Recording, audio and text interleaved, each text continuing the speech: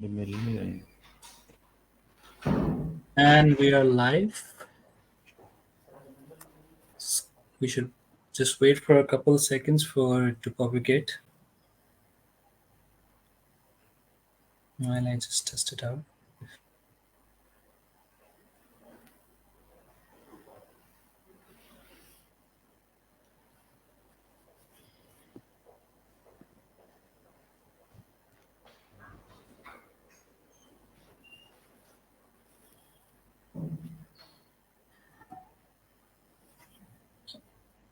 Okay, so I think we're already on schedule, so I will start. Okay. बिस्मिल्लाहिर्रहमानिर्रहीम everyone a quick introduction.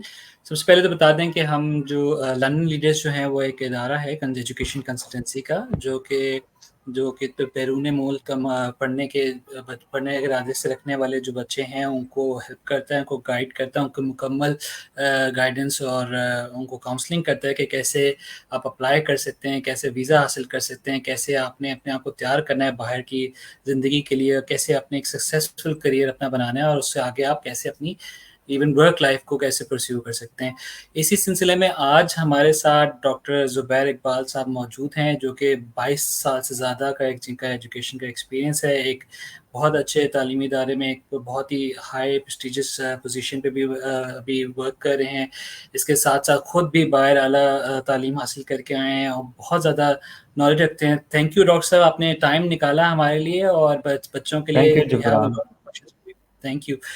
बहुत शुक्रिया। Doctor साहब, before before this मैं एक चीज़ पूछना चाहूँगा, बिल्कुल एक सेपरेट चीज़ कि आपको अपनी लाइफ को अगर आप नज़र में रखें, आप बाहर गए, आला तालीम हासिल करके आए, तो आपको क्या लगा कि एक तो ज़ाहिर-सी बात है कॉस्टली होता है obviously as compare to Pakistan, तो आपको क्या लगा कि was it a great decision, was it the best decision of your life, या आप क्या उस पे आपका तबसरा है?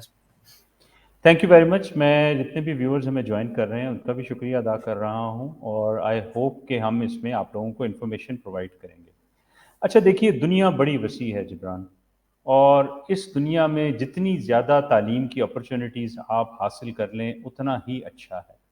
पाकिस्तान के तालीमी इदारे अपनी जगह मौजूद हैं, मैं खुद एक तालीमी इदारे से मुंसलिक हैं, लेकिन दुनिया में बहुत ज़्यादा शानदार तालीमी इदारे मौजूद हैं। और मैंने चूँकि दुनिया के 7-8 बड़े इदारों से तालीम हासिल की है, जैसे मैं एडिनबरा यूनिवर्सिटी में रहा हूँ, यूनिवर्सिटी ऑफ अल्स्टर में रहा हूँ, टफ्ट्स यूनिवर्सिटी यूएसए में रहा हूँ, डेनमार्क का कोपनहेगन स्कूल ऑफ बिज़नेस में रहा हूँ। इसके अलावा मैंने तालीम हासिल की है मैक्वायर यूनिवर्सिटी ऑस्ट्रेलिया से, थाईलैंड की यूनिवर्सिटी है चुलालंकॉन, यूके की यूनिवर्सिटी है वेस्टमिनिस्टर यूनिवर्सिटी।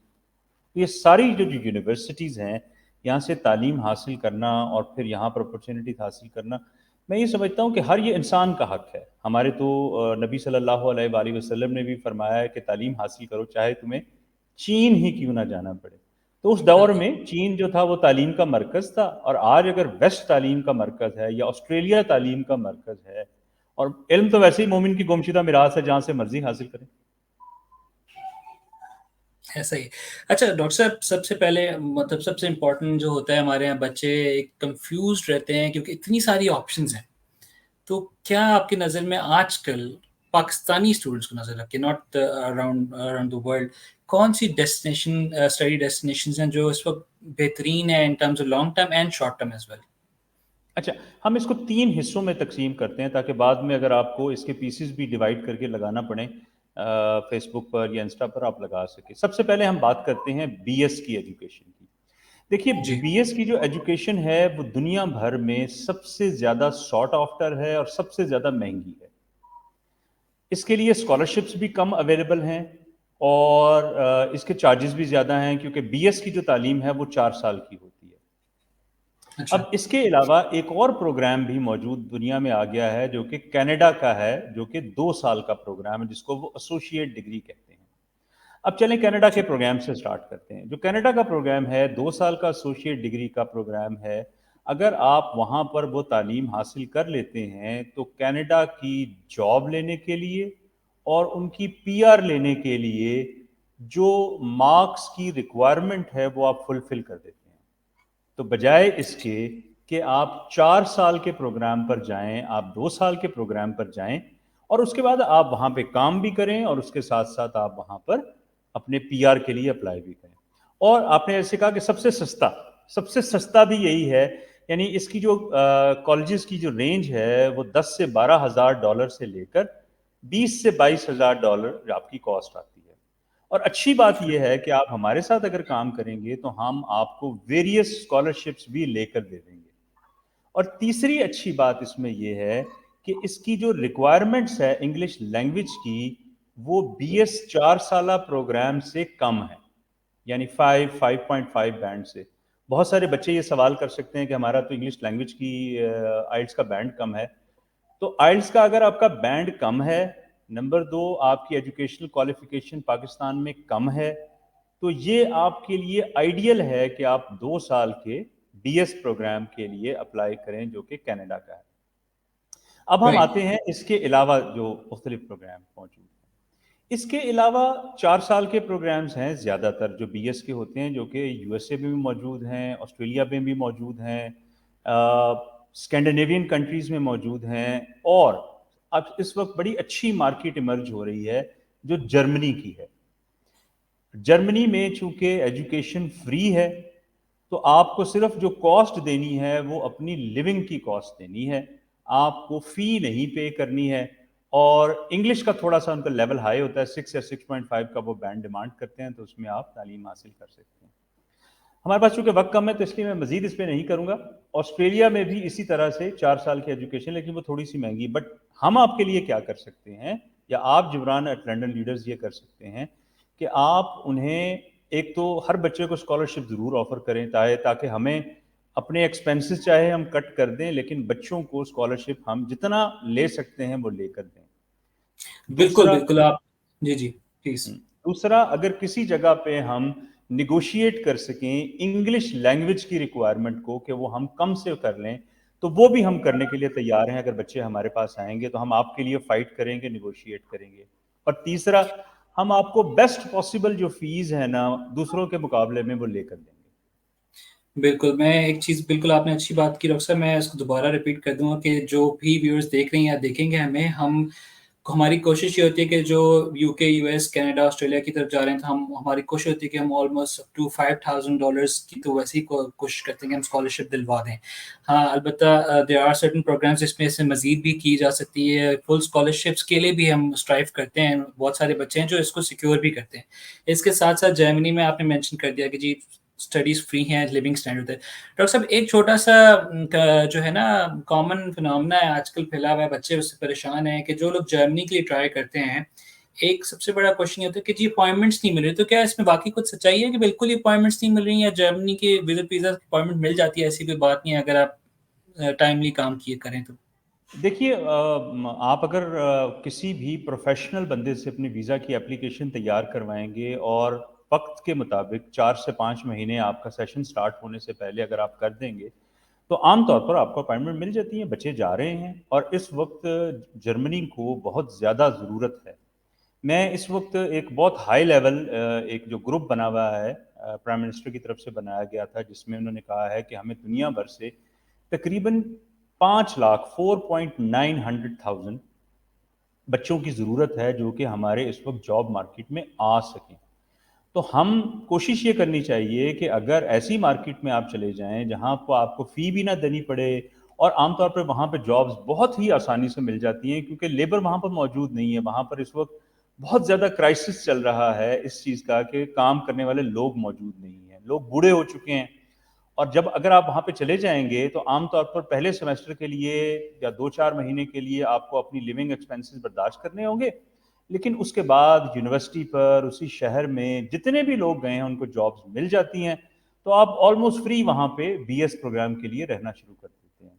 इसी तरह से कुछ और कंट्रीज़ हैं जहाँ पर एजुकेशन की फ़ी कम है, जैसे इटली में बिल्कुल ख़त्म नहीं है लेकिन हैं, फ्रांस में भी कुछ कम है। मेरा ख़्याल है कि शायद किसी हद तक स्कैंडिनेवियन कंट्रीज़ में भी कुछ जगह पर फ़ीस कम है। तो डॉक्टर साहब एक चीज़ इसमें जर्मनी का, ताकि क्योंकि बहुत सारी आजकल क्यूरीज़ आती हैं बच्चों की जर्मनी का, वही आपको पता है इंटरेस्ट यही होता है कि एजुकेशन फ्री होती है। तो वैसे तो आपको पता है कि इंटरनेशनल प्रोग्राम्स मौजूद हैं जिसमें प्योरली इंग्लिश सिखाई जाती है। तो क्या अगर आपको लगता है जो बच्चा इस मकसद से बाहर जाना चाहे कि मैं पढ़ के वहीं कुछ अपना फॉलो अप करियर भी बनाऊँगा, परमानेंट रेज़िडेंसी की तरफ जाऊँगा। तो आपको क्या लगता है कि A1, A2 लेवल तक की जर्मन को कर लेना चाहिए जाने से पहले? अगर बेहतर है, मतलब obviously we know it's not necessary, it's लेकिन अगर क्या वो बेहतर है, और क्या लंदन लीडर्स हम लोग, जैसा हम लोग एक प्लान है, हम उसमें क्यों क्या हेल्प कर सकते हैं उसमें? देखिए, आपने बड़ा अच्छा सवाल किया। पहली बात तो ये समझ लें कि जर्मनी में जो इंटरनेशनल प्रोग्राम्स हैं बीएस लेवल के, ये बड़ी मिसकम्युनिकेशन पाई जाती है कि वो इंग्लिश लैंग्वेज के जो स्पेसिफाइड प्रोग्राम हैं वहाँ पे जर्मन लैंग्वेज की ज़रूरत है। ऐसा नहीं है। जो स्पेशली इंटरनेशनल प्रोग्राम्स हैं जहाँ पर ओनली इंग्लिश लैंग्वेज रिक्वायर्ड है, वहाँ पर सिर्फ आपको अपनी इंग्लिश लैंग्वेज की कैपेबिलिटी शो करनी है। वो ज़ाहिर सी बात है, आप आइल्स से शो कर सकते हैं, टॉफल से शो कर सकते हैं। लेकिन हम एडवाइस ये करते हैं कि आप एटलीस्ट A1 या A2 लेवल की जो है वो जर्मन लैंग्वेज की प्रोफिशिएंसी ज़रूर रखें। उसके लिए आपके बहुत ज़्यादा आसानियाँ हो सकती हैं वीज़ा प्रोसेस करने में, वहाँ पे जाते ही जॉब हासिल करने में। तो हम क्या कर रहे हैं कि हमने लंदन लीडर्स में एक प्रोग्राम डिफाइन किया है जिसमें आपको हम 2 महीने के अंदर अंदर A1 लेवल की, जो कि बेसिक जर्मन लैंग्वेज है, वो आपको प्रोफिशिएंसी करवा सकते हैं। और अगर हमारे पास आप तीसरा महीना भी करेंगे तो फिर हम A2 लेवल तक आपको लेकर जाएंगे। तो आप हमें कांटेक्ट करेंगे तो जिब्रान मौजूद होंगे, तो जिब्रान आपको गाइड कर देंगे फर्दर इसमें क्या काम किया जा सकता है।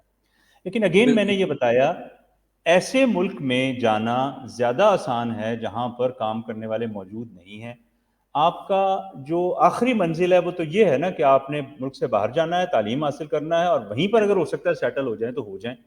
तो Germany can be good option, but मैं ये नहीं कह रहा हूँ कि कनाडा अच्छी ऑप्शन नहीं है, यूएसए अच्छी ऑप्शन नहीं है। हर शख्स के अलग अलग अपने सर्कमस्टांसेस होते हैं। तो आप जब जिब्रान से बात करेंगे या हमारे गिवन नंबर्स पे अगर हम कॉल करेंगे तो हम आपको ज़्यादा बेहतर तरीके से बता सकते हैं, गाइड कर सकते हैं कि आपके लिए ज़्यादा अच्छी ऑप्शन कौन सी हो सकती है। मिसाल के तौर पर कुछ लोगों की, बच्चों की इंग्लिश लैंग्वेज की स्किल्स अच्छी नहीं होती हैं, या उनके अंडरग्रेड के या इंटरमीडिएट के ग्रेड्स अच्छे नहीं आए होते हैं, या किसी की फैमिली किसी खास जगह पे सेटल हुई भी होती है, या कोई कहता है कि मुझे वैसे ही ऐसे कंट्री में जाना है जो कि मुझे पसंद है। फॉर एग्जांपल कहता है मैंने अमेरिका ही जाना है, मैंने किसी और कंट्री नहीं जाना। हर एक की अपनी अपनी रिक्वायरमेंट है, और हम आपके लिए कोई एक ऐसा नहीं करेंगे कि आपको तमाम को एक ही तरह का चीज़ सुनाएं। हर एक बच्चे को हम ये चाहेंगे कि इंडिविजुअल जो एडवाइस है वो दी जाए। एक बात याद रखिए, तमाम देखने वाले सुनने वाले ये जहन में रखें कि ये बहुत ही स्पेशलाइज्ड नेचर का काम है, ये बड़ा मुश्किल काम है, और इसमें बच्चों के मुस्तकबिल का मामला है। तो गुजारिश ये करूँगा कि आप, जो पाकिस्तान में लोग बहुत सारे क्वेक्स बैठे हुए हैं, अताई बैठे हुए हैं, जिन्होंने शायद मुल्क से बाहर कदम निकाल कर नहीं देखा है, वो भी आपको अमेरिका कनाडा जाने की एडवाइस दे रहे होते हैं। तो प्लीज़ उनसे बचें। अपना वक्त और अपना पैसा वहाँ पे उनके पास बर्बाद ना करें। हम आपको प्रोफेशनल एडवाइस देंगे। और जैसे कि मैंने बताया कि मेरी और जिब्रान जैसे आप खुद भी हैं, आपने दुनिया फिरी हुई है, मैंने कोई 50-55 मुल्क फिरे हुए हैं, 6 से 7 मुल्कों में मैंने तालीम हासिल की है। तो this is sufficient to tell कि आपको किस एक्सपर्टीज़ के साथ लोगों से रब्ता करना चाहिए। बिल्कुल ठीक। वैसे डॉक्टर साहब, थोड़ा-सा कल्चरल एस्पेक्ट की तरफ आ जाते हैं कि अच्छा, मैंने जिब्रान देखा है ठहर कि जाएँ, कुछ। जिब्रान रुक जी, जाएँ, हमने सिर्फ बीएस की बात की, अभी एमएस और पीएचडी की बात नहीं की, वो भी ज़रा मैं बिल्कुल, थोड़ा-सा प्लीज़, आपको प्लीज़ बता दूँ। बताइए ज़रा, अच्छा, जो प्लीज़। जो एमएस प्रोग्राम है, वो भी अच्छा, उसमें दुनिया भर में स्कॉलरशिप्स बहुत ज़्यादा अवेलेबल हैं। जैसे पाकिस्तान से शिवनिंग का दुनिया भर में सबसे बड़ा प्रोग्राम है, और ये एमए एमएस लेवल का है। इसी तरह फुल ब्राइट का जो पाकिस्तान में प्रोग्राम रन हो रहा है, वो दुनिया का दूसरा बड़ा प्रोग्राम है। इसी तरह एरास्मस है जो यूरोपियन यूनियन का प्रोग्राम है, वो भी one of the largest Pakistan में रन हो रहा है। हंगेरियन गवर्नमेंट जो है वो रन कर रही है पाकिस्तान के बच्चों के लिए हंगेरियन स्टुपेंडियम। वो बहुत बड़ा प्रोग्राम है, 200-250 बच्चों की जगह आती है। इसी तरह से कैनेडियन गवर्नमेंट रन कर रही है, ऑस्ट्रेलियन गवर्नमेंट जो है एजुकेशन ऑस्ट्रेलिया रन कर रही है, जिसमें 30 से 35 बच्चे हर साल मास्टर्स प्रोग्राम के लिए जाते हैं। तो मास्टर्स करने के लिए आपके पास ज़्यादा स्कॉलरशिप्स अवेलेबल है। एंड सिमिलरली, अगर आप मास्टर्स जर्मनी में करना चाह रहे हैं तो वहाँ पर भी अगर आपकी इंग्लिश लैंग्वेज रिक्वायरमेंट कंप्लीट हैं तो आपको वहाँ पर फ्री एजुकेशन मिल सकती है। लेकिन मास्टर्स प्रोग्राम में एक और फ़ायदा भी है कि स्कैंडिनेविया के जो 3-4 कंट्रीज़ हैं, जैसे डेनमार्क है, स्वीडन है, नॉर्वे है, फिनलैंड है, इन तमाम मुल्कों में भी जो मास्टर्स लेवल की एजुकेशन है वो फ्री है, एटलीस्ट आज तक लास्ट टाइम आई चेक वहाँ पर मौजूद है। इसी तरह इटली में भी ऑप्शंस मौजूद हैं, फ्रांस में भी ऑप्शंस मौजूद हैं। तो अगर आप मास्टर्स के लिए जाना चाह रहे हैं और आपके क्रेडेंशियल्स बहुत अच्छे हैं, क्योंकि स्कॉलरशिप के लिए आपको फाइट करना पड़ता है, हम क्या बिल्कुल। करेंगे कि हम जो डिफरेंट डॉक्यूमेंटेशन है उसमें आपकी हेल्प करेंगे, आपके लिए केस स्टडीज बना कर देंगे, आपके लिए कवर लेटर्स बना के देंगे, आपकी जो एजुकेशनल डॉक्यूमेंटेशन है उसको हम वेरीफाई करवाने में आपकी हेल्प करेंगे, आपको तमाम प्रोसेस के ज़रिए गुजारेंगे। और ये एमएस और पीएचडी लेवल के प्रोग्राम के लिए स्कॉलरशिप्स अवेलेबल हैं। लेकिन अगर आप खुद से कोशिश करना चाहें, हम आपको रोक तो नहीं सकते, लेकिन अगर एक दफ़ा आपकी एक तो स्कॉलरशिप्स रिजेक्ट हो जाती हैं, तो बहुत सारे ऑर्गेनाइजेशंस जो होती हैं वो अपना डेटा शेयर करती हैं। तो अगर आपकी शिवनिंग की आपकी रिजेक्ट हुई है तो हो सकता है फिर आपको फुल ब्राइट की भी ना मिले, यूरोपियन यूनियन की ना मिले। अच्छा, मैं खास तौर पर खवातीन के लिए कहना चाहूँगा, बच्चियों के लिए स्कॉलरशिप्स जो हैं वो ज़्यादा अवेलेबल हैं। जैसे स्कॉटिश गवर्नमेंट ने वेमेन स्कॉलरशिप अनाउंस किया है, ब्रिटिश गवर्नमेंट की वेमेन स्कॉलरशिप है, हंगेरियन स्टुपेंडियम में बच्चियों के लिए खास सीट्स रखी गई हैं। अच्छा, अगर आप यूरोप से निकल आते हैं तो थोड़ा-सा अगर हम बात कर लें, सऊदी अरब की गवर्नमेंट ने पाकिस्तानी बच्चों के लिए 200 से ज़्यादा स्कॉलरशिप जो हैं वो हर साल अनाउंस कर रहा है, और सऊदी अरब की कुछ यूनिवर्सिटी जो हैं वो इस वक़्त बहुत क्वालिटी की हैं। तो मैंने आपको अभी कुछ ऑप्शंस बताई हैं, अगर आप हमसे आप राब्ता करेंगे, हमारे पास आएँगे तो हम आपको बेस्ट गाइड कर सकते हैं on the basis of your own qualification.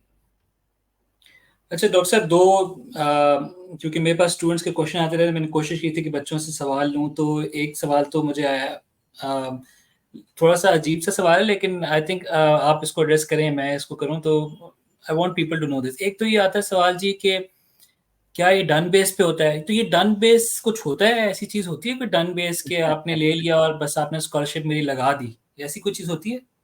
नहीं, ऐसी कोई चीज़ नहीं होती है। देखिए, मैंने जैसे पहले गुज़ारिश की कि दुनिया में किसी भी जगह पे आप तालीम हासिल करने जा रहे हैं और हायर एजुकेशन के लिए जा रहे हैं, तो ये एक मुश्किल और कॉम्प्लेक्स नेचर का काम है। बहुत सारे लोग इंडिविजुअली भी अप्लाई कर सकते हैं, क्योंकि वहाँ पर मौजूद होती हैं फैसिलिटीज़, लेकिन पाकिस्तान में चूँकि लोगों का एक्सपोज़र नहीं है, मालूमात कम है और उनके पास वो डेटाबेस भी मौजूद नहीं है जिस तक हमारी एक्सेस है, तो ये कॉम्प्लेक्स नेचर का काम है। हम आपके साथ ये कर सकते हैं कि हम आपको कंप्लीट प्रोसेस से दिखाते हैं कि ये प्रोसेस है जो हम आपका करते हैं। हम आपको फैसिलिटेट करते हैं और हम आपको तमाम क्वालिटी की एडवाइस जो देते हैं, यानी आपकी डॉक्यूमेंटेशन के हवाले से आपको परेशान होने की ज़रूरत नहीं है। अच्छा, राइट, एडमिशन ठीक भी है। हम आपको करवा देंगे, ये भी डन बेसिस हम आपके लिए कर देंगे कि जो हम आपको ऑप्शन बताएँगे कि ये 8, 10, 5, 7 यूनिवर्सिटीज़ मुख्तलिफ मुल्कों में अवेलेबल हैं, जो कि आपकी क्वालिफ़िकेशन और आपकी लैंग्वेज एफिशिएंसी से रिलेटेड हैं, वो हम आपको बता देंगे, आप उसमें से चूज़ करेंगे, हम आपका एडमिशन करवा देंगे। और उसके बाद 99% ऐसा होता है कि अगर आपको एडमिशन मिल चुका है और आपकी वीज़ा की जो एप्लीकेशन है वो किसी क्वालिफाइड तरीके से तैयार की गई है, तो कोई वजह नहीं है कि आपको वीज़ा ना मिले और आप वहाँ ना जाएँ। तो समझ लें कि आप ऑलमोस्ट डन है, लेकिन कोई आप पहले से आपको कह रहा है कि जी डन बेसिस है और बाद में खुदा न खास्ता कुछ मसला पैदा हो जाए, किसी भी वजह से हो सकता है मसला, तो वो आपके साथ गलत बयानी कर रहे होते हैं। हम आपके साथ कोई गलत बयानी नहीं करेंगे, हम आपके साथ बिल्कुल स्ट्रेट टॉक करेंगे, आपको बताएँगे कि हर स्टेप पर ये काम होगा और हम यहाँ-यहाँ पर आपकी हेल्प करेंगे। ठीक है। अच्छा डॉक्टर साहब इसमें एक चीज़ और है कि अक्सर बच्चे जाते हैं, मैंने काफ़ी सारे ग्रुप्स पे भी मैं पढ़ता हूँ। लेट्स एग्ज़ाम्पल अगर मैं दूँ जर्मनी की, कभी-कभार यूके की। जर्मनी की मैं अक्सर पढ़ता हूँ कि बच्चे वहाँ जाके ना थोड़ा आइसोलेटेड सा फ़ील करते हैं कभी-कभार। नॉट दैट कि वो उधर एनवायरनमेंट का इश्यू, कुछ केसेज़ ऐसे मैं देखता हूँ। दूसरा है कि यूके देखता हूँ कि यूके में जाते हैं जिनकी थोड़ी-सी लैंग्वेज का इश्यू है, कॉम्प्रिहेंशन का इश्यू होता है कि वो ट्रेन नहीं होते हैं। तो उनको अंग्रेज़ी या तो समझ नहीं आ रही होती है वो, या कि वो कम्युनिकेट नहीं कर पा रहे होते, इवन दो उन्होंने आइट्स तो क्लियर करके यहाँ से चले जाते हैं। तो यस। आप माशाल्लाह 6 से 7 जगहों पे आपने बाहर मुख्तलिफ जगहों पे पढ़ा है, डिफरेंट लैंग्वेज और डिफरेंट एक्सेंट्स के साथ आपका एक्सपीरियंस रहा है। तो आप क्या एडवाइस करेंगे कि ये इसको कैसे कर सकते हैं और हम इसमें उनकी कैपेसिटी बिल्डिंग में लर्निंग लीडर्स इटसेल्फ क्या कर सकता है? देखिए, मैं फिर रिपीट करता हूँ, मैंने अमेरिका से, बरतानिया से, ऑस्ट्रेलिया से, डेनमार्क से, थाईलैंड से और कनाडा से तालीम हासिल की है। हर जगह पर आपको थोड़ी-सी एफ़र्ट तो करनी पड़ती है कि जब आप मौजूद हैं किसी मुल्क में, तो एक नई जगह वैसे भी एक्साइटमेंट होती है ना, जब मैं पहली दफ़ा गया था, तो मुझे बड़ा शौक था कि मैं अंडरग्राउंड ट्रैम देखूँ। पाकिस्तान में उस वक़्त नहीं थी, ख़ैर अभी भी नहीं है पाकिस्तान में। मुझे बड़ा शौक था कि बड़े-बड़े जो मैंने तस्वीरों में या वीडियोज़ में चीज़ें देखी हैं, उनको देखूँ। तो आपको थोड़ी-सी खुद एफ़र्ट करनी पड़ती है। दूसरा, पाकिस्तानी दुनिया के हर खित्ते में मौजूद हैं। तो आप आजकल तो बड़ा आसान हो गया है कि सोशल मीडिया के ग्रुप्स बन गए हैं, तो आप उस सोशल मीडिया के ग्रुप्स में पाकिस्तानियों के बने होंगे, आप उनको ज्वाइन करें, उनकी मीटिंग्स को अटेंड करें, वो आपको बहुत अच्छी एडवाइस देते हैं। तीसरा, जब आप जिस भी यूनिवर्सिटी में जाते हैं, तो हर यूनिवर्सिटी में बाकायदा एक कंसल्टेशन का मैकेनिज़्म मौजूद होता है, जो कि कहते हैं ऑन बोर्डिंग प्रोसेस।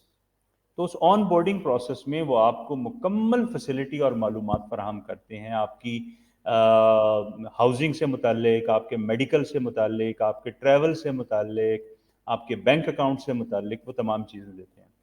तो ये तो हो गया वहाँ पर। तो आप खुद एंथुसियास्टिक हैं, आप नए-नए गए हैं, आपको शौक भी है, तो थोड़ा-सा एक्सप्लोर आप करते हैं।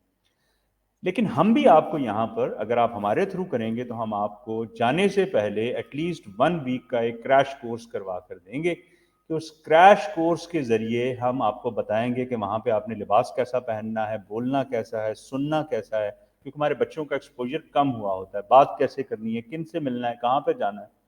अच्छा, ये देखिए मैं आपको मिसाल देता हूँ, पहली दफ़ा मैं जब यूनिवर्सिटी ऑफ एडिनबरा में गया हूँ, तो मैंने अपने वहाँ से पूछने की कोशिश की कि कोई पाकिस्तानी मिल जाएगा? तो उन्होंने कहा जी कि आप राब्ता करें स्टूडेंट सपोर्ट सेंटर से। स्टूडेंट सपोर्ट सेंटर से जब मैंने राब्ता किया, तो उन्होंने मुझे एक list of Pakistani and Indian and Bangladeshi यानी साउथ एशिया के जो स्टूडेंट्स हैं, वो प्रोवाइड कर दी। और उन्होंने कहा, उस वक़्त सोशल मीडिया तो नहीं होता था, उस वक़्त मुझे याद है गूगल ने स्टार्ट किया था और समथिंग ऐसा कुछ स्टार्ट किया था, ओरिक्स या ऐसा कुछ। फेसबुक नया-नया आया था। I am sounding a bit old, लेकिन मैं ये ऑर्कुट 2009 की बात ऑर्कुट कर रहा हूँ।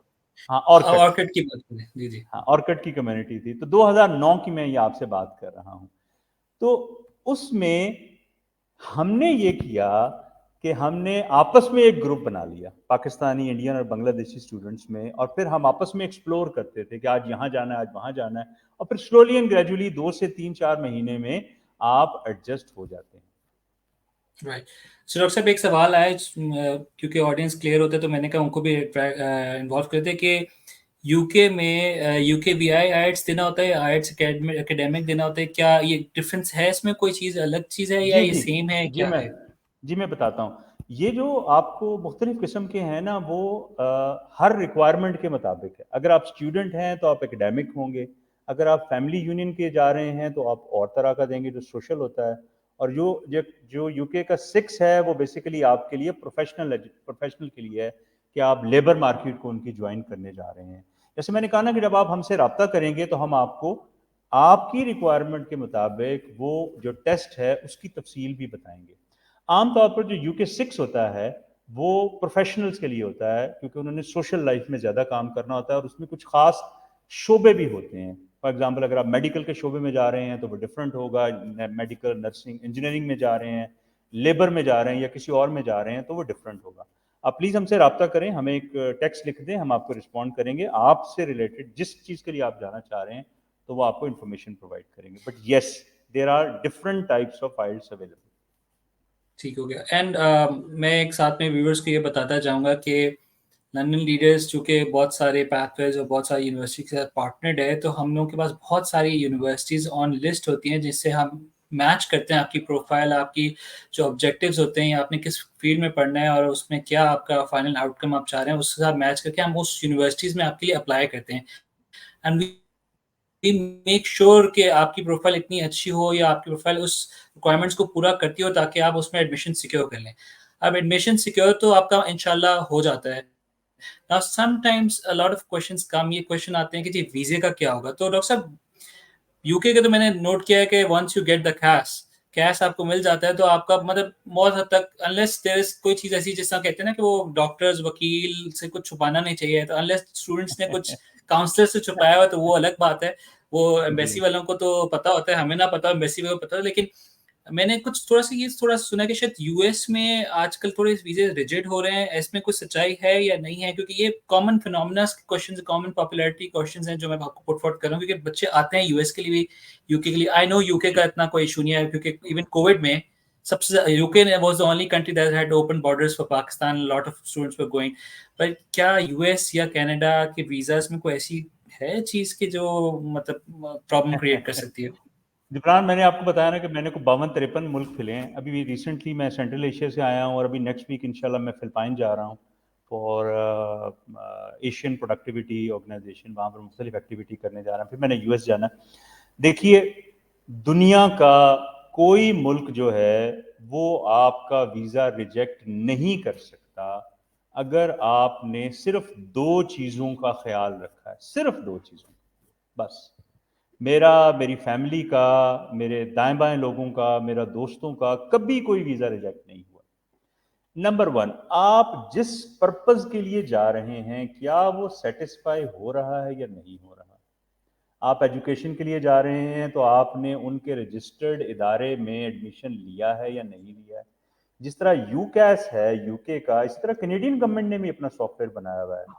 यूएस गवर्नमेंट ने भी अपने रजिस्टर्ड इदारे किए हुए हैं, ऑस्ट्रेलियन गवर्नमेंट ने भी किए हुए हैं। अगर आप किसी अताई के हत्थे चढ़ जाएंगे और 2 नंबर इदारे में एडमिशन ले लेंगे तो 100% आपका वीज़ा रिजेक्ट हो जाएगा। लेकिन अगर आप किसी प्रोफेशनल से बात करेंगे और आपको वो ऐसे इदारे में एडमिशन करवाएगा जो कि उनकी गवर्नमेंट के सॉफ्टवेयर में शोकेस्ड है और रजिस्टर्ड है, तो सवाल ही पैदा नहीं होता कि आपका वीज़ा रिजेक्ट हो जाए। दूसरी बात, पहली बात यह है कि जिस पर्पस के लिए मैं जा रहा हूं। दूसरा, क्या आपके पास वो फाइनेंशियल मीन्स अवेलेबल हैं जो कि वहां पर उस चीज के लिए रिक्वायर्ड है। अगर आपके पास स्कॉलरशिप है हुँ। तो उसका मतलब आपके फाइनेंसेस कवर्ड हैं। लेकिन अगर आपके पास वहां पर रहने के लिए कोई चीज, यानी लिविंग एक्सपेंसेस हैं, तो आपकी बैंक स्टेटमेंट या आपके फैमिली की जो प्रॉपर्टीज हैं वो उसको जस्टिफाई करती हैं, तो बाखुदा कोई जरूरत नहीं। आप यकीन मानिए कि मैंने अभी एक यूएसए का वीज़ा प्रोसेस किया है। 18 अगस्त को हमने उसको अप्लाई किया है और विद इन 5 वीक्स 25 सितंबर को मुझे आ गई है कॉल कि जी पासपोर्ट घर डिलीवर हो गया है। मतलब इससे ज़्यादा गॉड स्पीड या एफिशिएंट स्पीड जो है ना वो हम नहीं दिखा सकते कि 5 वीक्स में। तो मैं अगेन बात ये कर रहा हूँ, दुनिया की कोई एम्बेसी आपका वीज़ा रिजेक्ट नहीं करेगी अगर आपके ये 2 पर्पस सर्व होते हो। आपको पता है क्यों नहीं करेगी? वो इसलिए नहीं करेगी कि दुनिया भर में जो लीगल सिस्टम है वो बहुत स्ट्रांग है। अगर वो किसी ऐसी चीज पे आपका वीजा रिजेक्ट कर दें जिसको बाद में कोर्ट ऑफ लॉ में डिफेंड ना किया जा सके, तो उस शख्स की भी नौकरी जाती है और वीजा ऑफिसर है, और जो कंसर्न उसको फाइनेंशियल लॉसेस देने पड़ते हैं वो भी बहुत ज्यादा होते हैं। बट बात वही है कि आप झूठ मत बोलें और ये 2 चीजें जो हैं वो उसको रेफर कर दें। बिल्कुल ठीक कभी है। आपका वीजा बिफोर रिजेक्ट नहीं आई होगा। इंशाल्लाह before I hop up to the next question, मैं व्यूअर्स जो भी इसको इस टाइम के दौरान देखेंगे, मैं मेंशन करना चाहूँ कि हमारे नंबर्स और हमारी कॉन्टैक्ट डिटेल्स मौजूद हैं। इवन आप फेसबुक पे भी हमसे रब्ता कर सकते हैं। नीचे हमारी आप देख रहे हैं हॉटलाइन एक पे भी चल रही है, उसके ऊपर भी हमारे नंबर्स मौजूद हैं। आप हमसे रब्ता करें for visit visa, for study abroad admissions visas, या even for application for immigration. We are there to help you. हमारा काम ही यही है, और हम case to case and personalised attention देते हैं। हम मैथ्स पे बिलीव नहीं करते, मैथ्स एप्लीकेशंस पे बिलीव नहीं करते। हम लोग कोशिश करते हैं कि हमारे पास एक लिमिटेड एप्लीकेशंस हों ताकि हम उनको क्वालिटी टाइम और क्वालिटी जो क्वालिटी के साथ उसको देख सकें और अप्लाई करवा सकें, और आपका करियर में आपकी सक्सेस रेट को हाई कर सकें। इसी के साथ आगे एक क्वेश्चन चलते हैं कि एक व्यूअर का क्वेश्चन आया हुआ है कि जर्मनी का जो एप्लीकेशन साइकिल है वो कितना लंबा है, जब मतलब कितना जी, एक उनको लोगों को टाइम रखना चाहिए। इसके साथ से डॉक्टर साहब मैं एक साथ ही क्वेश्चन मर्ज कर दूंगा जो कि मेरे ख्याल में जेनेरिक क्वेश्चन है कि अकोमोडेशन का क्या होता है। ज़्यादातर ऑलमोस्ट हर जगह एक ही तरह के होते हैं कि अकोमोडेशन की क्या क्या ऑप्शंस होती हैं और उसकी क्या कॉस्ट एवरेजेस, या आप एक समझा दें कि कौन सी बहुत ज़्यादा अच्छा, महंगी होती है, कौन सी कम होती है। जी। बहुत अच्छा सवाल है। देखिए, जर्मनी का आमतौर पे 3 से 4 महीने का प्रोसेस होता है एडमिशन लेने का। तो मैं आपसे रिक्वेस्ट करूंगा कि you start as early as possible, क्योंकि अगर आपकी डॉक्यूमेंटेशन ठीक है और आप प्रॉपर तरीके से उनके साथ इंगेज कर रहे हैं तो ये ज़्यादा से ज़्यादा 2 महीने में प्रोसेस कंप्लीट हो जाना चाहिए। लेकिन कुछ यूनिवर्सिटीज़ ऐसी हैं जर्मनी में जो कि सिर्फ सितंबर की इनटेक लेती हैं, यानी ऑटम की, फॉल की, और कुछ यूनिवर्सिटीज़ ऐसी हैं जो कि दोनों सेमेस्टर्स में लेते हैं, यानी वो स्प्रिंग में भी लेते हैं और फॉल में भी लेते हैं, यानी जो मार्च में स्टार्ट होना था। तो ये इस वक्त आइडियल टाइम है अक्टूबर नवंबर कि आप अपनी जर्मनी की एजुकेशन स्टार्ट कर दें, यानी आप जनवरी तक आपके हाथ में या मे बी दिसंबर तक आपके हाथ में एडमिशन आ जाए, और फिर अगले 2 से 3 महीने में हम आपकी वीज़ा में फैसिलिटेशन करके और आपको मार्च की इनटेक तक वहाँ पे भिजवा दें। तो इन टोटल ये 5 से 6 महीने का प्रोसेस है जिसमें आपको ये काम करने की ज़रूरत है। अच्छा, इसमें डेडिकेशन भी चाहिए, एफर्ट भी चाहिए, और आपको कंसंट्रेशन भी चाहिए। अगर आप दाएं-बाएं, सज्जे-खब्बे फिरते रहेंगे तो यकीन मानिए आपका मसला हल नहीं होगा। दूसरी बात आपकी अकोमोडेशन की। देखिए, दुनिया में किसी भी यूनिवर्सिटी में आप जाते हैं तो वहाँ पर आम तौर पर 3 ऑप्शंस अवेलेबल होती हैं आपकी अकोमोडेशन की। नंबर 1, यूनिवर्सिटी की अपनी रन अकोमोडेशन होती है जो कि यूजुअली उनके कैंपस पर होती है। नंबर 2, यूनिवर्सिटी ने अपने बच्चों की तादाद के हिसाब से किसी से कॉन्ट्रैक्ट करके उस प्रॉपर्टी को लिया होता है, लेकिन वो को रन कोई और कर रहा होता है। होती वो यूनिवर्सिटी के अंडर ही प्रॉपर्टी है, लेकिन उसको मैनेज कोई और कर रहा होता है। और तीसरा, वो ये कहते हैं कि हमने ये चोजन पार्टनर्स अपने सिलेक्ट किए हुए, इनमें से आप चूज करके इनके पास जा सकते हैं, और उसकी वो सुपरविजन भी करते हैं। मुझे एहसास है कि अगर बच्चियां जाएंगी तो ये बड़ा ख्याल रखना पड़ता है कि वो किसी जगह पर जाएं। तो मैं एडवाइस करूंगा कि यूनिवर्सिटी की इट्स सेल्फ मैनेज्ड या उसकी स्पॉन्सर्ड जो प्रॉपर्टीज है उसी को प्रेफर करें। एक दफ़ा आप वहाँ पर चले जाएं, फिर उसके बाद आप अपनी पार्टनर के साथ मिलकर, जो आपका रूम पार्टनर है, आपकी कॉस्ट के हिसाब से, आपके वर्क शेड्यूल के हिसाब से आप फिर वहाँ पर चले जाएं। लेकिन इनिशियली आपको हमेशा जो यूनिवर्सिटी अकोमोडेशन या उससे रिलेटेड लोगों ने किया है उसको प्रेफर करना चाहिए। और ये कोई इतना मुश्किल काम नहीं है, आम तौर पर जाने से पहले ये सारी चीज़ें मैनेज हो जाती हैं। अच्छा डॉक्टर साहब, एक और भी है, जैसे ऑस्ट्रेलिया में एक्सचेंज, उसको कहते हैं एक्सचेंज होम स्टे गेस्ट होता है। वो स्टूडेंट किसी कुछ रजिस्टर्ड फैमिलीज होती हैं जिनके साथ वो जाके वो गवर्नमेंट के साथ बकायदा रजिस्टर्ड होती है। इट्स नॉट लाइक कि आप तो बाहर निकलते हैं और कहते हैं मुझे रख लो, वो उसके साथ भी रहते। तो ये भी कोई सिस्टम है, और क्या ये सेफ है? Is it okay to go for that अगर पॉसिबल? देखिए, मैंने बताया ना कि 2-3 ऑप्शन तो मेन होती हैं, लेकिन अगर उन्होंने कुछ फैमिलीज़ को आपके साथ रजिस्टर किया हुआ है और वो आपको रिस्पॉन्सिबिलिटी शेयर करते हैं, तो व्हाई नॉट? मिल सकती हैं आपको और आप उनको ले सकते हैं, और बड़ी सेफ एनवायरनमेंट में वो काम होता है। अच्छा, मैं इससे पहले कि आप आगे जाएँ, 2-3 और एरियाज़ हैं जिस पे हम टच कर सकते हैं। वो जी। है इमिग्रेशन का। ख़ास राइट। तौर पर जो हमारे स्किल्ड लोग हैं, वो बहुत इसके बारे में क्वेश्चन करते हैं। देखिए, 2-3 बड़ी इमिग्रेशन जो हैं वो इस वक्त मार्केट में अवेलेबल हैं, लेकिन लोग परेशान रहते हैं, उन्हें आइडिया नहीं होता क्या करना है और किससे बात करनी है। सबसे पहले कनाडा की इमिग्रेशन है। कनाडा की इमिग्रेशन का पॉइंट्स बेस्ड सिस्टम है। उसमें सबसे ज़्यादा जो इम्पोर्टेंस है उसमें दी जाती है, 3 चीज़ों को दी जाती है। नंबर 1, आपकी एज कितनी है। आप जितने यंगर होंगे उतने ज़्यादा आपके चांसेस हैं। नंबर 2, आपकी एजुकेशनल क्वालिफिकेशन कहाँ की है और कितनी है।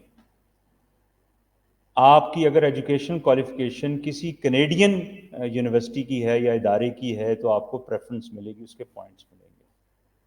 नंबर 3, आपकी इंग्लिश लैंग्वेज की कैपेबिलिटी कैसी है, और उससे मिलाकर इंग्लिश के अलावा अगर आपको फ्रेंच की भी कुछ कैपेबिलिटी मौजूद है। तो ये 3 बड़े मार्क्स हैं जिसकी बुनियाद पर आपको इमिग्रेशन में पॉइंट्स मिलते हैं। उसके अलावा आपके स्पाउस की एजुकेशन, या अगर आप शादीशुदा हैं, और उसकी प्रोफेशनल डिग्री, और उसके अलावा अगर आपके पास जॉब ऑफर है। अगर तो आपके पास जॉब ऑफर है तो फिर समझ लें कि सारे ही मसले ख़त्म हो गए, लेकिन आमतौर पर लोगों के पास जॉब ऑफर नहीं होती है तो उन्हें पॉइंट्स बाकी जगहों से लेने पड़ते हैं। अच्छा, सेम इज़ द केस, सिर्फ पॉइंट्स के नंबरिंग का फ़र्क है, मैं अभी ज़्यादा डिटेल में नहीं जा रहा। वो है ऑस्ट्रेलिया की। ऑस्ट्रेलिया में भी इसी तरह से मार्क्स हैं, और इन्हीं इंडिकेटर्स की बुनियाद पर पॉइंट सिस्टम होते हैं। किसी ने 10 किसी इंडिकेटर को पॉइंट दिए हुए, किसी ने 20 दिए हुए, किसी ने 30 दिए हैं, लेकिन यही 3 से 4 इंडिकेटर्स हैं। तो पाकिस्तान से बहुत ज़्यादा डिमांड है किन किन शोबों की। नंबर 1, आईटी के शोबों की। अगर आप आईटी से रिलेटेड किसी जगह से भी, आपकी मिनिमम बीएस एजुकेशन है, आपकी गुड इंग्लिश है, और आपका प्रोफेशनल एक्सपीरियंस है एक्स नंबर ऑफ ईयर्स, वो जितना ज़्यादा होगा उतना अच्छा होगा, तो आप समझ लें कि आपकी इमिग्रेशन लाजमी है। तो मैं अभी आपको बता देता हूँ कौन कौन से हैं। आईटी का शोबा है, मेडिसिन का शोबा है, ऑल शोबा जात मेडिसिन की, नर्सिंग की बहुत ज़्यादा इंपॉर्टेंस है दुनिया भर में बिल्कुल। स्किल्ड इमिग्रेशन में। फिर है इंजीनियरिंग के, सिविल एंड इलेक्ट्रिकल इंजीनियरिंग के बहुत ज़्यादा अपॉर्चुनिटीज़ वहाँ पर मौजूद हैं। फिर है वेटनरियन, अगर आप वेटनरी मेडिसिन में डिग्री रखते हैं तो आपको प्रैक्टिस भी कर रहे हैं तो आपको उसकी बहुत ज़्यादा वहाँ पर डिमांड है। देन है स्कूल टीचर्स, मैं यूनिवर्सिटी टीचर्स की बात नहीं कर रहा हूँ, स्कूल टीचर्स की अगर आपके पास प्रोफेशनल डिग्री है और आप एजुकेशन में मास्टर्स हैं और आपकी इंग्लिश लेवल अच्छी है तो आप स्कूल टीचर्स में जा सकते हैं। तो इन दोनों मुल्कों में 5 बड़े एरियाज हैं जिसमें आप कर सकते हैं। मैं आप वक्त नहीं है वरना मैं सारी लिस्ट भी बता सकता हूँ, लेकिन अगर आप कोई ख़ास इसके अलावा भी एजुकेशनल स्किल में आप एजुकेशन फील्ड में हैं तो आप हमसे रब्ता करें, हम आपको बिल्कुल क्लियर पिक्चर बताएंगे कि आप high skilled labour, high demand skilled labour में है, मिड लेवल में है, या ऑस्ट्रेलिया में जाना चाहिए आपको, कनाडा में जाना चाहिए, या यूके में जाना चाहिए। अच्छा, फाइनल इसमें मैं जी, प्लीज़, बताइए प्लीज़ डॉक्टर साहब। बताइए। नहीं, अच्छा, नहीं, नहीं, फाइनल प्लीज़ थिंग आप जो मैं बोलिए। आपको बता रहा हूँ जिस पे हम अभी काम कर रहे हैं वो कि मैंने आपको बताया कि यूरोप में इस वक्त एजिंग पॉपुलेशन है, जैसे यूके में है या जर्मनी में है या स्कैंडिनेवियन कंट्रीज में है, तो उनको लो स्किल्ड लेबर, यानी सारे लोग तो बहुत ज़्यादा पढ़े लिखे नहीं हो सकते, लेकिन लो स्किल्ड लेबर जो है उसकी बहुत ज़्यादा ज़रूरत है। जैसे हुँ। केयर गिवर्स की, वहाँ पर ओल्ड पीपल होम हैं, वहाँ पर केयर गिवर की ज़रूरत है। इसके अलावा सपोर्ट स्टाफ की ज़रूरत होती है, लेबरर्स की ज़रूरत होती है, इलेक्ट्रिशियंस की, शेफ़, बार्बर्स, इनकी ज़रूरत होती है। तो ये सारे जो लो स्किल्ड, मैं किसी को लो स्किल तो नहीं कह रहा हूँ, लेकिन उनकी कंसिडरेशन है, ये हाई स्किल्ड नहीं है, ये लो स्किल की हैं, तो उसमें भी बहुत ज़्यादा डिमांड मौजूद है। तो आप जब हमसे रब्ता करेंगे तो फिर हम आपको प्रॉपरली इसमें गाइड कर देंगे। जी, अब आप कुछ पूछ रहे थे। अच्छा डॉक्टर साहब, इसमें मैं सिर्फ़ एक ऐड करना चाहता कि बेशक आप इमिग्रेशन के लिए जा रहे हैं या आप स्टडी के लिए जा रहे हैं, उसमें नेचुरली हमारे पास ऐसे स्टूडेंट्स आते हैं जो कुछ तो बहुत अच्छे वेल स्पोकन इंग्लिश के होते हैं, उनकी कॉम्प्रिहेंशन भी अच्छी होती है, रीडिंग लिसनिंग सब अच्छी होती है। कुछ थोड़े से जिसको आप कह सकते हैं मीडियम इंटरमीडिएट लेवल होते हैं, कुछ बहुत बिगिनर्स लेवल के होते हैं, और लेकिन उनकी इंटेंशंस बहुत सही होती हैं कि they really want to go abroad, study and improve their capacity. तो वो यहाँ से उनको एक बहुत बड़ा ऑब्स्टेकल आ जाता है ये आईएलटीएस क्लियर करने का, लैंग्वेज पीटी। तो मैं इसमें से भी ऐड करना चाह रहा हूँ कि जो लर्निंग लीडर्स हैं, हम लोग गुलबर्ग इस्लामाबाद में हम बेस्ड आउट हैं, तो हम लोग ऑन साइट या ऑनलाइन इसकी बाकायदा ट्रेनिंग्स दे रहे हैं। डिपेंड्स ऑन क्रैश कोर्सेज भी दे रहे हैं, इसकी लॉन्ग एज 2 मंथ्स ट्रेनिंग भी दे रहे हैं, जस्ट लाइक जिस तरह हम लैंग्वेज का दे रहे थे। और इसी तरह अगर कोई ऐसा स्टूडेंट है जो अपने आप को समझता है कि उसको एक special personalised one on one training की जरूरत है, तो वो भी मौजूद है। डिपेंडेंट कि आपकी टाइम क्राइटेरिया कितना है, क्या चीज़, उसके हिसाब से पर्सनलाइज्ड कस्टमाइज सोल्यूशन अवेलेबल है। तो मैं ये व्यूअर्स को डालना बताना चाह रहा था कि उनको ये नॉलेज हो, क्योंकि lot of people call in, वो फिर थोड़ा शर्मा जाते हैं कि भाई हम ग्रुप्स के साथ नहीं पढ़ना चाहते या हम अकेला पढ़ना चाहते हैं। तो all the students who want to really go abroad, बाहर जाके पढ़ना चाहते हैं लेकिन उनको लगता है उनकी कैपेसिटी कम है, we are there for you. Hmm, आप बेझिझक होकर बिल्कुल आएँ, ठीक। कोई शर्मा ज़रूरी नहीं है, सब अपनी कैपेसिटी बिल्ड करते हैं। हमने भी एक टाइम पे बिल्ड की है, तो आप भी कर सकते हैं। तो इस अच्छा डॉक्टर साहब, बिल्कुल मैं इसके इस पे ऐड कर दूं कि जो आइल्स का हमारा प्रोग्राम है, हम बेसिकली 2 लैंग्वेजेस के प्रोग्राम लंदन लीडर्स में करवा रहे हैं। एक तो अंग्रेजी है आइल्स का, तो हम मिनिमम अगर दोस्त 4-5 भी मिलकर हमसे रब्ता कर लेते हैं तो हम उनके लिए स्पेशलाइज्ड क्रैश कोर्स करवा सकते हैं, बिल्कुल। जो 2 महीने का भी हो सकता है, 6 हफ्ते का, 7 हफ्ते का, 8 हफ्ते का हो सकता है। तो अगर आप कुछ ग्रुप ऑफ स्टूडेंट्स मौजूद हैं और आप समझते हैं कि आपकी स्पेशलाइज्ड नीड है, आप किसी बड़े ग्रुप में नहीं जाकर पढ़ सकते हैं, या बच्चियां हैं जो कहती हैं कि हम नहीं जा सकती हैं, हम एक स्पेशल कह दिया, तो हम 4 से 5 का स्पेशलाइज्ड ग्रुप भी आपके लिए बना सकते हैं। इसी तरह आप ये समझते हैं कि आप एडवांस लेवल में, यानी आप 5 या 6 अपने आप को समझते हैं लेकिन आप 7 बैंड को टारगेट करना चाह रहे हैं, तो इसके लिए भी हम हाई एंड की आपके लिए आइल्स की जो ट्रेनिंग है वो जिसको कहते हैं ना कस्टमाइज्ड, खास आपके कस्टमाइज़ लिए बना कर दे सकते हैं। सिमिलरली अगर आप जर्मन लैंग्वेज, मैं ये कहता हूँ जर्मन पे भी थोड़ा सा फोकस करें, वहाँ बहुत ज़्यादा डिमांड है। आपको हम सिर्फ 8 वीक्स में जो बेसिक रिक्वायरमेंट है, जो A1 लेवल की है, उसकी हम आपको सर्टिफिकेशन के काबिल बना देंगे कि आप A1 लेवल की जर्मन कर देंगे। और ये 6 से 8 हफ्ते कोई ज़्यादा नहीं है। और हम आपको ये भी सहूलत दे सकते हैं कि आप कहीं काम कर रहे हो तो हम आपको वीकेंड पे कर लें, या हम आपको इवनिंग प्रोग्राम्स में कर दें। तो हमारी पूरी कोशिश होगी कि आपको मुकम्मल सहूलत दी जाए। अच्छा, ये क्वेश्चन आया हुआ है जी, कि ये डॉक्टर सर, साहब बड़ा ट्रिकी सा क्वेश्चन है। मैं आपके लिए बड़े मज़े का नहीं, एक्चुअली मेरा अपना भी ये मैं तो देता रहता हूँ जवाब, लेकिन मुझे आपसे भी सुनना है इस चीज़ को, क्योंकि आपने मेरे से ज़्यादा ऑब्वियसली इन चीज़ों में की है कि अगर हमारा इमिग्रेशन अप्लाई हुआ, लेट्स से कि मतलब कभी सिबलिंग्स कर देते हैं, कोई कर देता है, तो क्या हम फिर भी नॉन इमिग्रेंट वीज़ा जो B1 B2 वीज़ा उसके लिए अप्लाई कर सकते हैं, या उसको वो मिलेगा या नहीं मिलेगा? क्योंकि एक अक्सर ये कॉन्सेप्ट है कि अगर आपने इमिग्रेशन अप्लाई की हुई है तो आपको विजिटिंग वीज़ा नहीं मिलता। मतलब ये एक बड़ा जनरल अगेन कॉन्सेप्ट है। अगेन मैं बताता हूँ, बहुत सारी मिथ्स हैं, ये भी एक मिथ है। देखिए, मेरा अपना इमिग्रेंट वीज़ा इस वक्त इन प्रोसेस है, लेकिन इसका सवाल का जवाब ये है कि मैंने B1 B2 लिया है, अपनी पूरी फैमिली के लिए लिया है, और मुझे कोई मसला नहीं हुआ। असल में होता ये है, लोग आपको डराते क्या हैं? लोग आपको डराते ये हैं कि आप जाएंगे तो वीज़ा ऑफिसर ये समझेगा कि आपने चूंकि इमिग्रेशन अप्लाई की हुई है तो आपको वापस नहीं आने देंगे। देखिए, लीगली इस पे कोई बार नहीं है। मैंने इसके हवाले से एक अमेरिकन लीगल सीनियर बंदे से बात की थी, तो उन्होंने कहा था कि ये सिर्फ लोगों का खौफ है। यस, जब आपको ऑफर टू अप्लाई आ जाता है, जब आपका यानी वेटिंग पीरियड कंप्लीट हो जाता है, आई डोंट नो आप किस वेटिंग पीरियड में इस वक्त हैं जो सवाल पूछ रहे हैं। कुछ लोगों को 4 साल लगते हैं, कुछ लोगों को 2 साल, किसी को 6, किसी को 8, आजकल 10-10 साल भी लग रहे हैं। अगर उस वेटिंग पीरियड के बाद आपको ऑफर टू अप्लाई हो जाता है, तो फिर मैं आपसे कहूंगा कि आप B1 B2 के लिए थोड़ा सा इंतजार कर लें। सर इसको अदरवाइज थोड़ा क्लियर कर दें, इमिग्रेशन, सॉरी मैं काट रहा हूँ। ऑफर टू अप्लाई को ज़रा क्लियर कर दें कि इसका क्या मतलब है? क्योंकि आम देखें आवाम ना, को इसका कोई मतलब नहीं पता। हाँ देखें, आप हैं मेरे भाई, आप अमेरिका में बैठे हुए हैं, आपका पिछला बैकग्राउंड भी अमेरिका का लग रहा है मुझे। तो आपने कहा कि मैं अपने भाई को सपोर्ट कर देता हूं फॉर सिबलिंग, और वो ठीक है। आप डॉक्यूमेंटेशन वो कर देता है। इस वक्त जो वेटिंग टाइम है आपकी एप्लीकेशन को कंसिडर करने का सिबलिंग का, वो 8 साल है। हुँ। तो इसका क्या मतलब हुआ? ये क्या बेवकूफ़ी है कि 8 साल तक आप अमेरिका जा ही नहीं सकते? ऐसा नहीं है। हाँ, जब आपका उस 8 साल गुजरने के बाद जब आपका केस अंडर कंसिडरेशन आता है फॉर इमिग्रेशन, क्योंकि उसके बाद भी 2 साल 6 महीने 8 महीने लग सकते हैं, वो फिर आपको ऑफर टू अप्लाई करते हैं कि अब आपका केस हमारे सामने आ चुका है, अब हम आपका केस देखने को तैयार हैं। इससे पहले तो हुँ। आप एक लंबी क्यू में लगे हुए हैं ना, इसीलिए 8-8 10-10 साल आपको लग रहे हैं ऑफर टू अप्लाई करने में। तो offer to apply is different. आपके किसी दोस्त ने, सॉरी, आपके किसी कजन ने, भाई ने, अब्बा ने, अम्मा ने आपके लिए इमिग्रेशन अप्लाई कर दी है। तो जब तक ऑफर टू अप्लाई नहीं आ रहा, उससे पहले पहले आप ऑलवेज कर सकते हैं।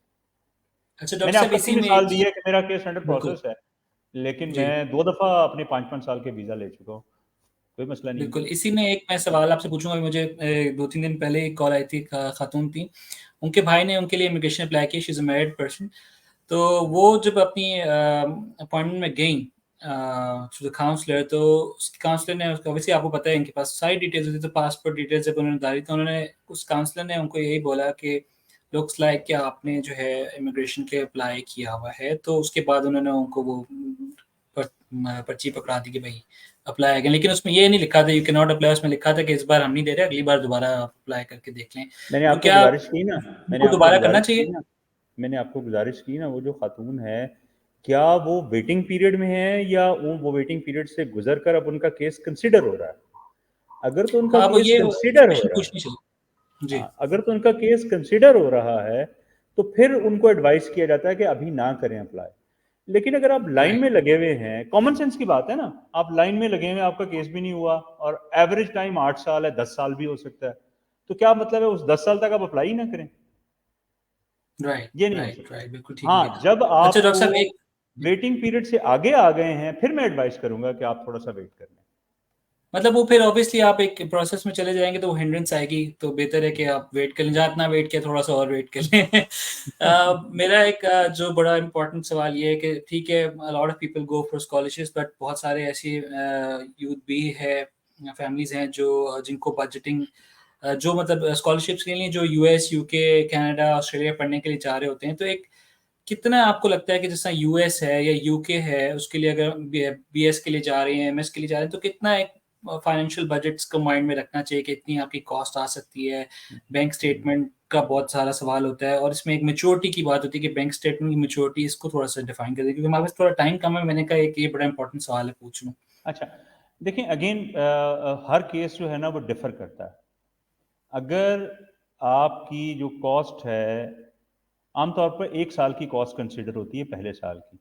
इसलिए मैंने कहा कि कनाडा का जो प्रोग्राम है एसोसिएट डिग्री का, वो 12,000 कैनेडियन डॉलर, जो कि रफली यूएस डॉलर 10,000 बनते हैं, उससे लेकर 20 से 22,000 डॉलर के दरमियान आप एक सेमेस्टर की फ़ी दे सकते हैं। और उनसे थोड़ा बहुत हम निगोशिएट भी कर लेंगे आपके बिहाफ पर, तो रफली $30,000। सो $30,000 अगर आपके पास हैं तो आप 1 साल के लिए इजीली जा सकते हैं, क्योंकि फीस जो थी वो आपको अपफ्रंट देनी पड़ती हैं। दूसरा राइट, ये है कि जो बैंक की स्टेटमेंट है वो डिपेंड करती है आपने क्या कॉस्ट देनी है और क्या वहाँ पे लिविंग कॉस्ट है। आजकल यूरोपियन कंट्रीज जो हैं वो इसके बारे में बहुत मेटिकुलस हो गए हैं, तो उन्होंने बाकायदा जो लिविंग कॉस्ट का नंबर है वो लिखकर अपने जो लोगों हैं उनको बता दिया है। फॉर एग्जांपल आप जर्मनी जाना चाह रहे हैं तो आपके पास अगले 1 साल के लिए रफली 11,000 यूरो पर मंथ होने चाहिए। आपके अकाउंट को सेटिस्फाई करना चाहिए। इसको आप खुद से अपने अकाउंट को देख लें कि 11,000 यूरो। अब जर्मनी ने आसान तरीका कर दिया, जर्मनी ने ये कर दिया है कि वो आपसे बैंक स्टेटमेंट नहीं मांगते। वो क्या करते हैं, वो वो कहते हैं ब्लॉक कि अकाउंट, आप लॉक अकाउंट कर दें, जिसको एस्क्रो अकाउंट कहते हैं, और बिल्कुल। लॉक अकाउंट में आप पैसे रख दें और उसमें आप मंथली 11-1200 यूरो से ज़्यादा नहीं निकाल सकते। तो आमतौर पे हमारे बच्चे ये करते हैं कि वो लॉक अकाउंट एक करवा देते हैं, पिछली स्टेटमेंट की ज़रूरत नहीं है, वहाँ जाकर हर महीने वो 1100 निकाल लेते हैं। उसमें से हमारे बच्चे चूँकि ज़्यादा फ्रूगली रह लेते हैं, कम पैसों में भी रह लेते हैं, तो वो क्या करते हैं, फिर उसमें से आधे खर्च कर लेते हैं, आधे वापस भिजवा देते हैं या वहीं पे कहीं अलग से सेव कर लेते हैं। तो ये इसकी कॉस्ट की डायमेंशन है। लेकिन जैसे मैंने कहा कि अगर आपके पास स्कॉलरशिप है तो फिर आपको किसी स्टेटमेंट की ज़रूरत नहीं है। तो हर किसी का केस डिफरेंट है। लेकिन मेरा ख्याल है कि अगर आपके पास रफली 20 से 30,000 डॉलर आप स्पेयर कर सकते हैं फॉर द फर्स्ट ईयर, तो you should go for it.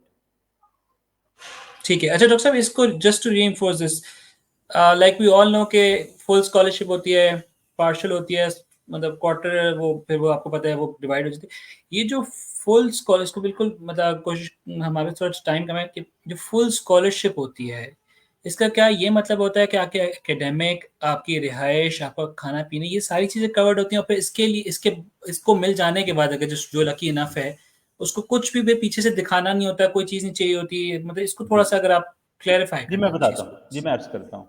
देखिए, जो भी आपको इदारा स्कॉलरशिप दे रहा होता है ना, वो बहुत क्लियर टर्म्स में लिखता है कि मैं ये स्कॉलरशिप किस पर्पज़ के लिए दे रहा हूँ। आम तौर पर स्कॉलरशिप्स के 2 हिस्से होते हैं। एक हिस्सा है कि आपकी फ़ी, और उस फ़ी में से भी कितने परसेंट को वो स्कॉलरशिप दे रहे हैं। हो सकता है आपको वो 100% फ़ी स्कॉलरशिप दे दें, तो आपकी 100% फ़ी कवर हो गई है। दूसरा हिस्सा है कि आपकी लिविंग कॉस्ट क्या है। तो अगर आपको सिर्फ फ़ी की स्कॉलरशिप मिली है और लिविंग कॉस्ट नहीं दी है, तो फिर आपको लिविंग कॉस्ट के हिसाब से अपने आप को मैनेज करना होता है।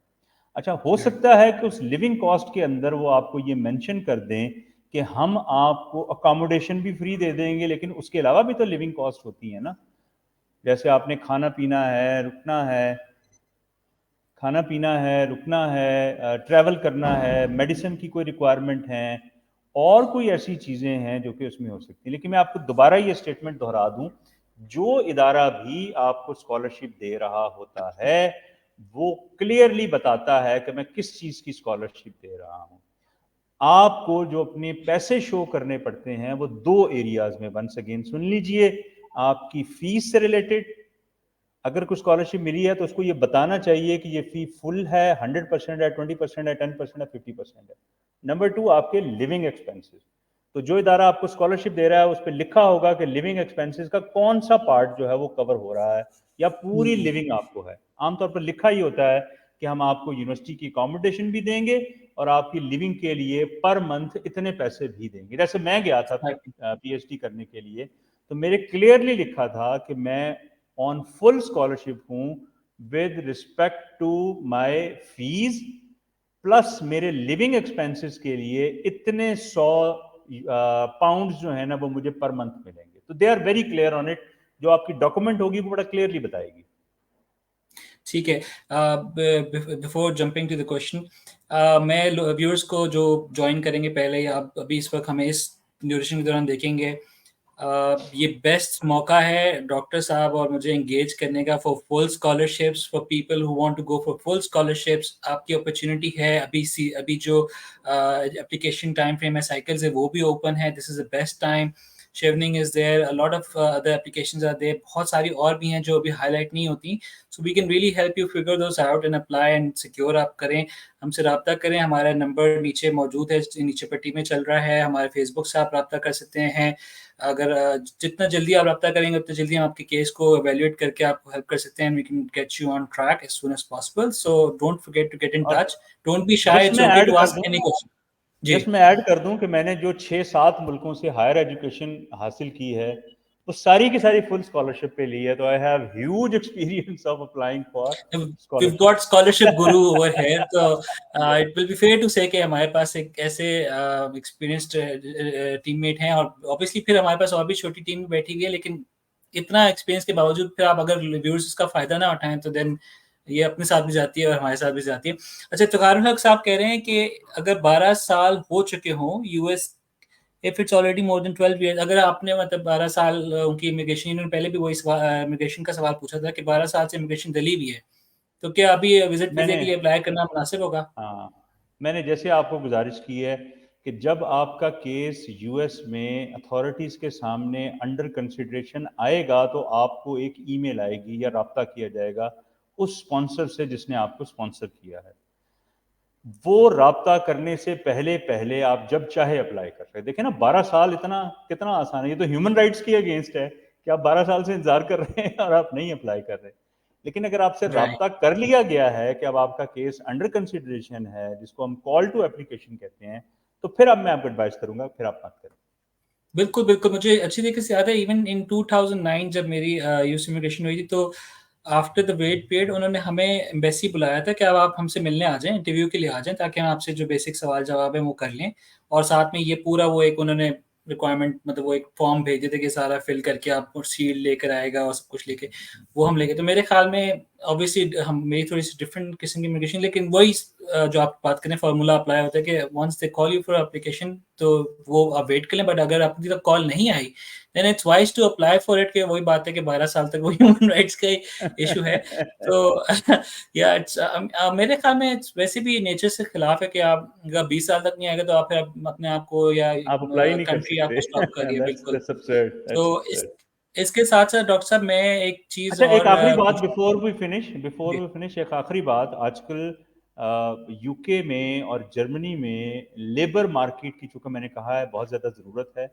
तो जो वीज़ा विद जॉब ऑफर वो भी अवेलेबल हैं। अगर आप उस सिलसिले में हमसे रब्ता करना चाह रहे हैं, वो ज़ाहिर सी बात है ज़्यादा कॉस्टली प्रोसेस है, लेकिन उसमें होता ये है कि आपको एक जॉब लेटर दिया जाता है।